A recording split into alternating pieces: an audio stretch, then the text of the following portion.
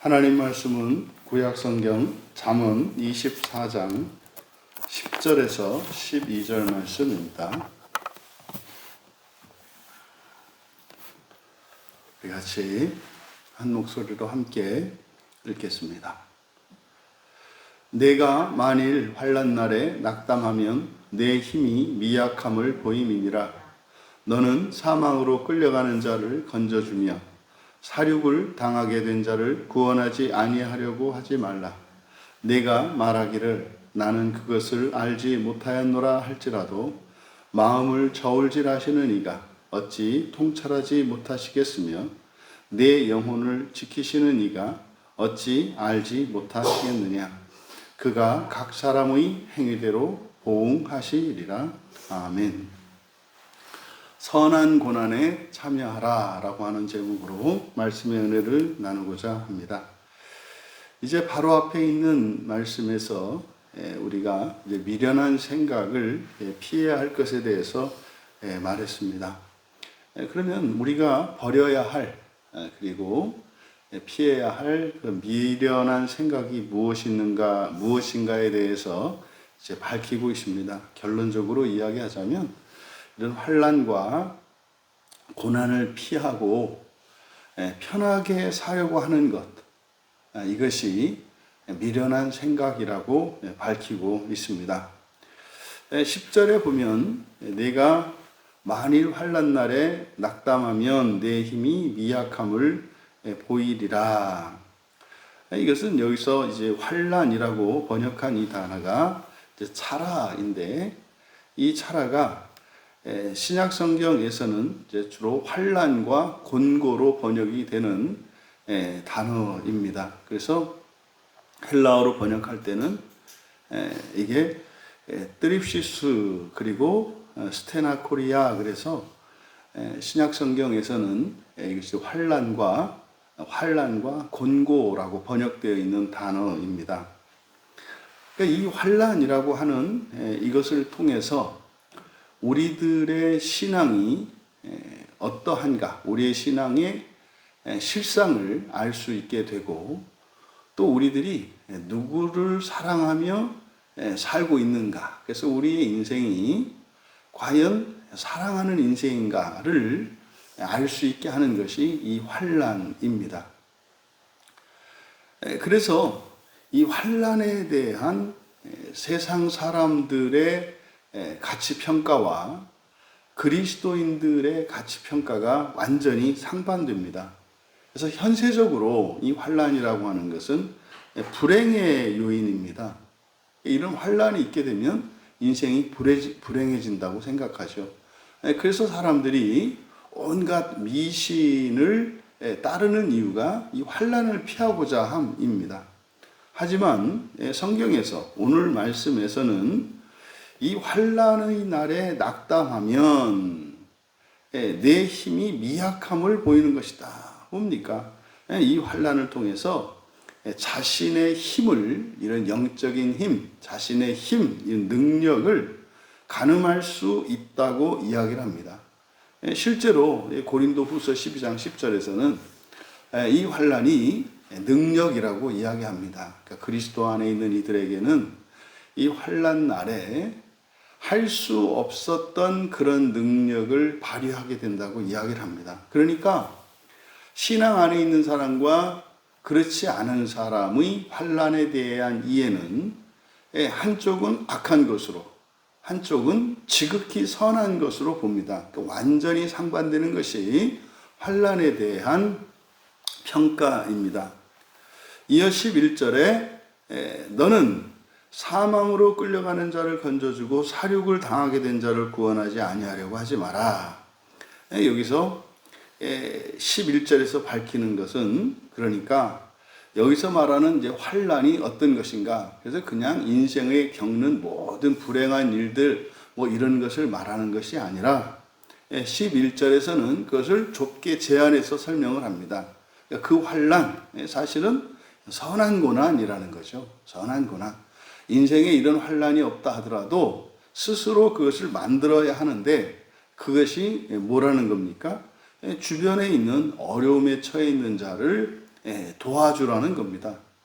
그래서 그것을 통해서 자신의 신앙과 자신의 사랑을 가늠해 볼 수 있다는 거죠. 여기서 사망으로 끌려가는 자, 그리고 사륙을 당하게 된 자, 이것은 사실 같은 표현에 대한 반복이며 강조라고 볼 수 있습니다.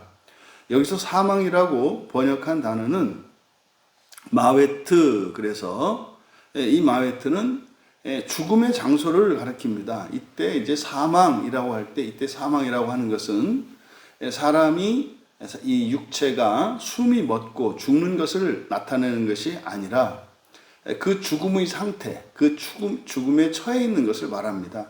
그러니까 뭐 일테면 아직 사형이 집행되지 않은 사형수의 경우, 육체는 살아 있습니다만, 그 육체의 목숨은 살아 있습니다만, 사실은 그는 뭐 살아도 산 게 아니지 않습니까?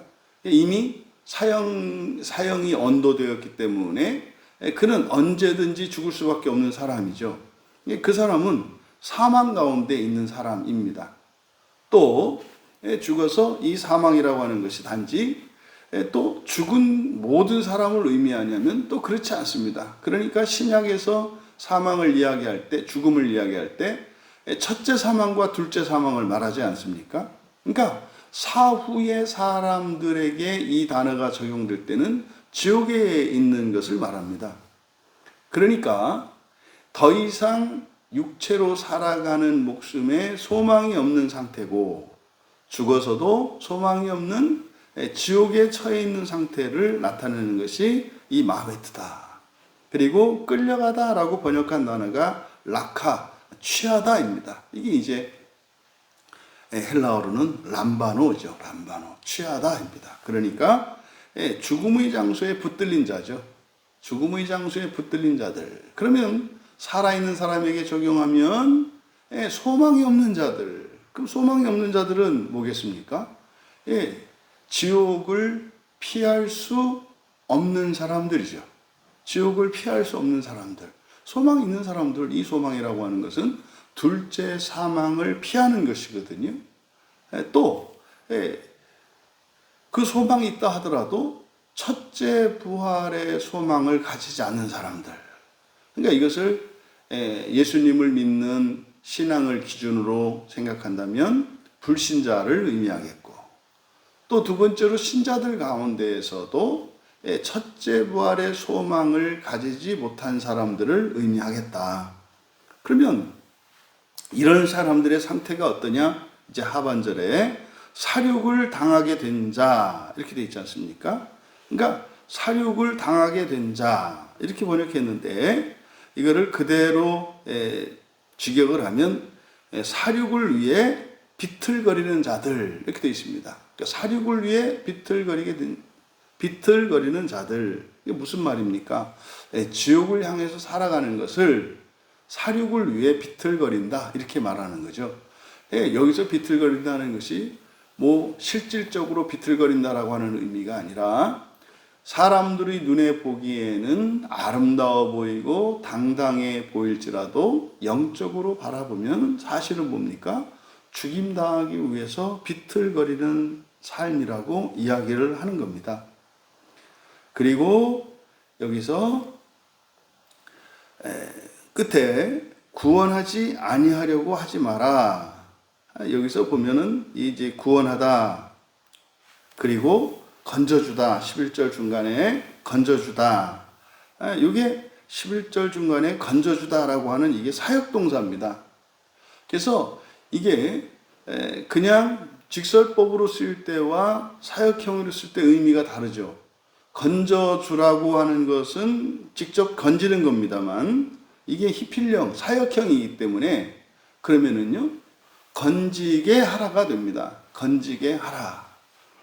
그러니까 여기서 그들을 직접 구원하라고 하는 것이기보다는 뭐 하라는 겁니까? 구원하게 하라, 이렇게 됩니다. 그러니까 죽어가는 자들을 구원하게 하라. 이게 사실 그러면 구원의 주체는 누구세요? 하나님이시잖아요. 하나님이시잖아요. 그리고 그 구원에 하나님이 구원하실 수 있도록 하는 것은 당사자잖아요. 그러니까 구원하게 하라고 하는 이 말씀을 통해서 우리가 알 수 있는 것은 하나님께 기도해야 되겠고, 그리고 그들이 구원의 길로 나올 수 있도록 전도해야 되겠고, 또 그들을 위해서 은혜를 받아야 되겠죠. 그래서 구원하라 라고 하는 것은 우리가 구원하겠습니다마는 히필령으로 구원하게 하라 그랬기 때문에 이것은 보다 그들을 위해서 기도하고, 그리고 그들을 위해서 우리가 복음을 전하고, 그리고 그들을 위해서 스스로 구원할 수 없으니, 그래서 그들이 구원의 길로 나아갈 수 있는 힘을 얻도록 우리가 은혜를 받아서 은혜를 흘려보내야 되겠다. 그러니까 넘치게 은혜를 받는 것, 이것이 망하는 자들, 사망의 길을 가고 있는 자들을 위해서 우리가 할 수 있는 일입니다.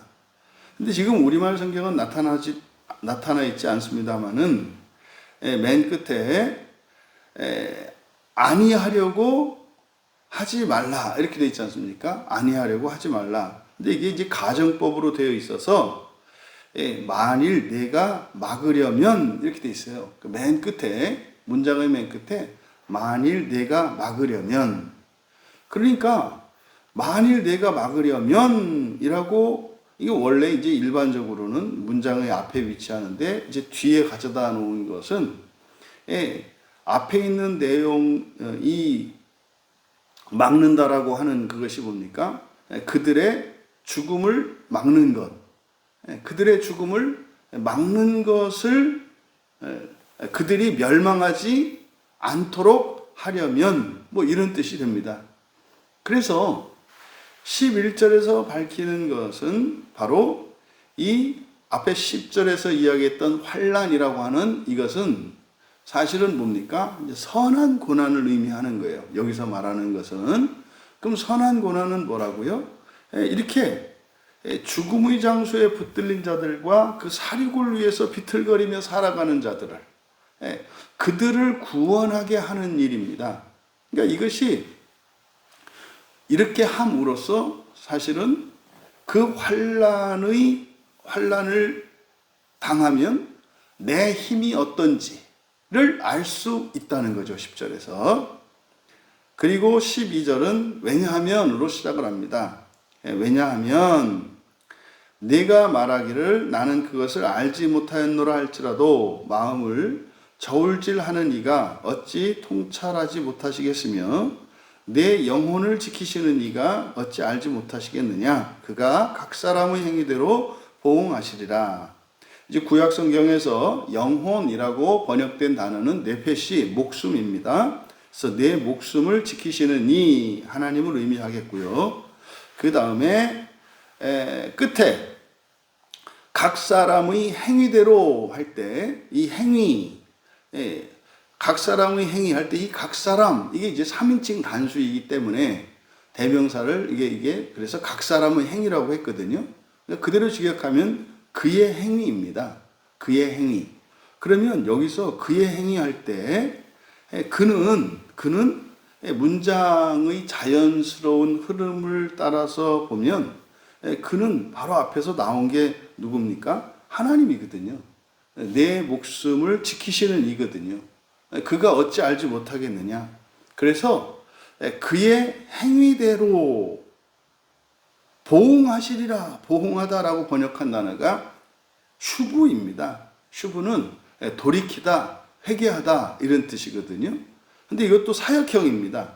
그래서 돌이키게 한다는 거죠. 그래서 12절에 각 사람의 행위대로 보응하시리라 라고 하는 것은 이것은 마치 징벌적인 의미로 번역이 되어 있어요. 그러니까 10절과 11절, 12절로 쭉 이어지면 내용은 어떤 내용입니까? 사람들은 이렇게 환난을 당하는 것이 불행하다고 생각해서 사람들은 도망가지만 너희들은 그렇게 하지 마라 하는 거죠. 왜? 그 환난은 유익한 것이다. 그 환난의 유익함이 뭐냐? 너의 힘이 어떤지를 알 수 있다. 그래서 그 환난을 통해서 힘이 미약하다면 우리가 어떻게 해요? 더 강한 힘을 가져야 하는 거죠.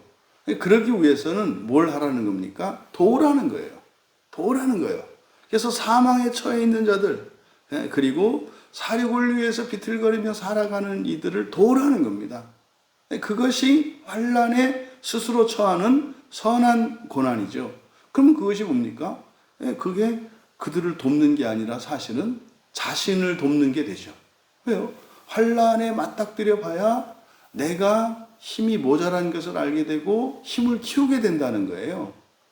그래서 결국 그들을 돕기 위한 선한 고난에 참여함으로 자신의 약한 힘을 강화시킬 수 있다는 거죠. 근데 이렇게 해야 되는 이유를 12절에서 밝힌 거란 말이에요. 왜냐하면 다 아신다는 거죠. 무슨 말입니까? 우리가 힘을 키우지 않고서는 첫째 부활에 참여할 수 없습니다. 그러니까 날마다 우리가 자라가고 강해지고 완전해지지 않으면, 그리고 완전하게 준비가 되지 않으면 그 나라에 들어갈 수가 없어요. 그 나라에 들어갈 수가 없어요. 그래서요, 지옥이라고 하는 것이 결국 뭐 하는 곳입니까? 환난의 장소거든요. 지옥이라고 하는 것이. 환난에 처하면 무엇을 알게 된다고요? 자신의 힘이 미약하다는 것을 알게 된다는 거예요. 그래서 거기서 힘을 강화시키게 된다는 겁니다. 어디까지? 예수 그리스도에 이르기까지. 그래서 하나님 나라에 들어갈 수 있게 되는 거예요. 그래서 우리가 돕지 않아서 하나님이 심판할 거다, 이런 의미가 아니라 우리는 하나님 나라에 들어갈 자격을 갖추어야 된다고 말하는 거예요. 그럼 그 자격을 갖추려면 어떻게 해요? 마치 우리가 몸이 약하면 운동을 하고 또 보양식을 먹고 이렇게 해야 건강을 회복하지 않습니까? 근데 그렇게 하지 않고 이렇게 될 것이라는 생각은 잘못됐다는 거죠. 왜요? 하나님이 다 하시기 때문에. 그런데 끝에를 각 사람의 행위를 그의 행위, 여기서 그의 행위라고 하는 것은 하나님의 창조 행위를 말합니다. 하나님의 창조 행위. 그래서 끝에 부분이 어떻게 되냐면 그가 그의 창조하신 대로 돌이키게 하지 않으시겠느냐. 그러니까 뭡니까? 타락 이전의 상태, 아담의 상태죠. 타락 이전 아담의 상태로 돌이키게 하신다는 겁니다. 여러분, 우리가 선한 고난에 참여하는 이 일은 바로 첫째 부활을 목표로 살아가는 성도들에게는 절대적인 것입니다. 왜요? 우리의 미약함을 깨닫고 그것을 더 강화시킬 수 있게 하는 것이 환난에 맞닥뜨리는 것이기 때문에 그렇습니다. 그런데 이 환난이라고 하는 것은 자신의 환경이나 자신으로 인한 환난도 있겠습니다마는 그것이 해결된 이후에, 다시 말해 자신이 원인이 되지 않는 이런 환난, 이것은 뭡니까? 아직 이 고난의 의미를 알지 못하는, 선한 고난의 의미를 알지 못하는 그들을 위한 고난에 참여하라는 거죠. 이것이 선한 고난입니다. 이것을 이제 예수님께서는 자기 십자가를 지고 따르라라고 말씀하는 거죠. 예수님께서 십자가에서 고난당하신 것은 두 가지 의미를 갖습니다. 인류 보편적인 고난을 위해서 십자가 지신 게 있어요. 그러니까 예수님이 십자가를 지심으로 인류 모두에게 미치는 은혜가 있단 말이에요. 이건 보편적인 은혜입니다.